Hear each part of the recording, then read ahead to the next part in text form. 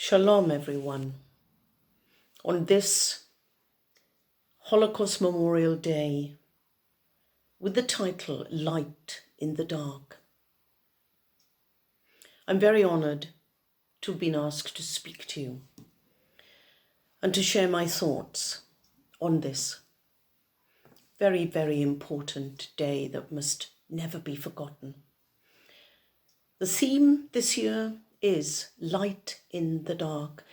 And when one takes into consideration the horrors of the Holocaust and the current grim world situation with rising anti-Semitism, racism, Holocaust denial, hate crime, white supremacy, and the growth of far-right political groups, finding light in the dark may seem an impossible task. The Holocaust, or Shoah, as Jews prefer to call it, cannot be denied. There is enough historical primary evidence to prove that approximately 6 million European Jews were systematically persecuted and exterminated by Nazi Germany during World War II. Every Jewish family has a horrific story to share. Millions of people in other groups were also murdered. These included ethnic Poles, Romani gypsies, travelers, Soviet citizens, prisoners of war, people with disabilities, homosexuals, Jehovah's Witnesses, and other political and religious opponents of the Nazi regime. When we include all of these people, the total number of victims exterminated by the Third Reich is estimated to be between 11 and 17 million people, including children. And since that terrible time, there have been further Holocausts, and the suffering of certain peoples across our planet continues to this present day. Knowledge of this fills me with despair. Do we never learn? Does it have to be like this? Does history simply keep repeating itself? How can we talk about light in the dark when the human race continues to commit these atrocities? Some people say that you can never change the world, and that anyone who attempts to do so is either a fool or mad. Well, if that's the case, I thank God for the so-called fools and mad people who have the courage to speak out against injustice and show us a path of light that can be found even when great darkness appears to prevail. At the end of the day, we're all responsible for what goes on. When confronted with situations that are wrong, we have to make a decision. Do we find the courage to speak out and say, no, that's wrong. This must stop. That must not happen. Or do we remain silent? Do we turn a blind eye? Do we let the bullies win? By remaining silent, darkness takes over. Suffering continues and hope is lost. Some of you know I am the founder of the Peace Mala Educational Project and Charity. And that is linked to 9/11.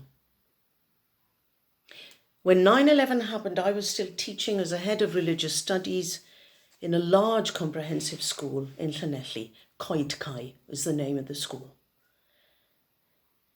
In the aftermath of the terrible Twin Towers event in New York, a small number of my students suffered racial and religious bullying. First it was the Muslim children, then it was the Sikhs, and finally it was the Chinese. These teenagers really suffered. I wasn't aware of the bullying at first, but I was immediately aware of some alarmingly ignorant, hateful things that were being said in my lessons and in the lessons of colleagues in my department. This state of affairs went on for quite some time, and eventually I got to hear of the bullying. And when it reached that level, I knew that something needed to be done, something educational needed to be done. But what? Reporting the bullies to the head teacher, to management, wasn't enough. Something else needed to happen, something educational. I felt compelled to try and do something to help, but what? What could one teacher do? I realized that I needed to find a way to get some facts straight, to cut through the lies, to cut through the taboos, the fears and the prejudices that are passed on from one generation to the next until they become, oh, well, that's the truth, isn't it? No, it isn't. What I came up with was so simple that I wasn't sure it would work. My idea was a symbolic double rainbow bracelet, which I eventually called a peace mala. And here it is. Here's the bracelet. This bracelet is loaded with powerful messages. Every bead, every knot, even the thread carries a message. It's something that young people can make for themselves and then wear. In the process of making the bracelet, they learn about the golden rule, which exists in all world religions, spiritual traditions and philosophies. What is it? Treat the next person as you wish to be treated yourself. How simple is that? The bracelet also reminds us about human rights and dignity. It empowers the wearer, but it also reinforces the fact that in life we have choices and responsibilities, and that everything we say, everything we do, even everything we think has an outcome. And most importantly, it reminds us that we are all members of the same human family, and that we all belong, and that we all have a right to be on this planet. We are now in the 18th year of the project, and the Peace Mala has travelled beyond Wales to other parts of the United Kingdom and Europe. It's also reached Canada, the USA, Egypt, Israel, India, Africa, Australia, New Zealand, and other countries I've already forgotten. All over the world. Thousands and thousands of the Peace Mala bracelet have gone out to communities, schools, faith groups, community groups, youth projects. And in recent years, we have developed the Peace Mala process of education, accreditation, which is an educational process a very exciting one. And last year, we were delighted when our first American school in Florida, Sunrise Academy, achieved accreditation. Very, very exciting. The work of Peace Smaller is not a luxury, not a decoration. It is about transforming the lives of children who may be sad, lonely, rejected, into children who feel useful and important members of society. And for those children who are more fortunate, it's a way of them reaching out to their brothers and sisters all over the world with compassion and friendship and love and affection, the true foundation for world citizenship. I like to think of the rainbow beads on the Peace Mala as representing the human family in all its glorious diversity. It is a very sad fact that fear and ignorance sometimes gets in the way, and that difference can be seen as a threat. And yet, it is these differences that make life interesting and fun. Of course, underneath the differences, we are actually all the same. We all want to be loved. We all want to belong. And we already do. But sometimes people forget that.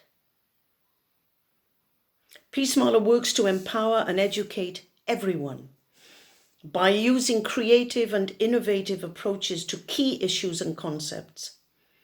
It's especially focused on global youth work, human rights, and interfaith dialogue for peace. It also contributes to education for global citizenship by inviting all people to treat each other with respect, regardless of race, colour, religion, gender, sexuality, age, size, ability, social class, or caste. The very first knot made on the Peace Mala bracelet begins with a very important, empowering message that says, you are unique and special.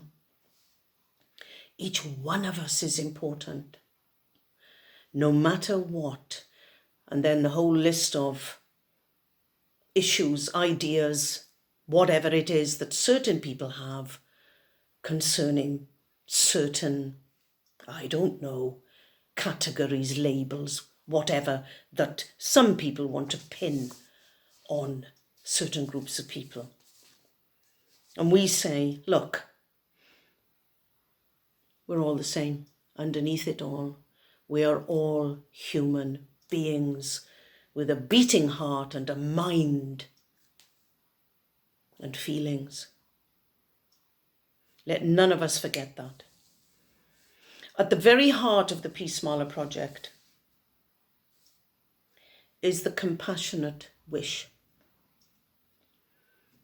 that people, animals, and the environment, very important, that all be at peace. Young people hold the future of our world in their hearts and minds. And education is the most vital, powerful means of getting important messages through to our young people, to help youngsters develop into adults, responsible adults of the future, who will care about each other and the planet and everything that lives and exists on planet Earth. Teachers and youth workers are in positions of great trust and influence, and they can help our young people work towards a more compassionate world. The Peace Mala educational project is most certainly a light in the dark. that is already contributing to positive changes in our world. And by working together, each one of us can make a difference. Teachers, youth workers, ministers of religion, the police, government agencies, all should lead the way. And also many ethical organisations and charities and initiatives that exist here in Wales and in other parts of the world, all can work together. I believe in partnership. I believe in working together. I believe in sharing. Don't keep in your own little box. Let us come together, help each other, support each other. Together we're stronger, remember. And we can make compassionate changes in our world. Remember, positive change always begins with the efforts and vision of one person. And that means each one of us. As Mahatma Gandhi said, you must be the change that you wish to see in the world. Don't wait for others to do it. You do it. And when each one of us works for this in common consciousness, miracles of hope and change will start to happen. Let our vision stay bright. Be a light in the dark as we all work together for a more compassionate, tolerant, and just world. Shalom.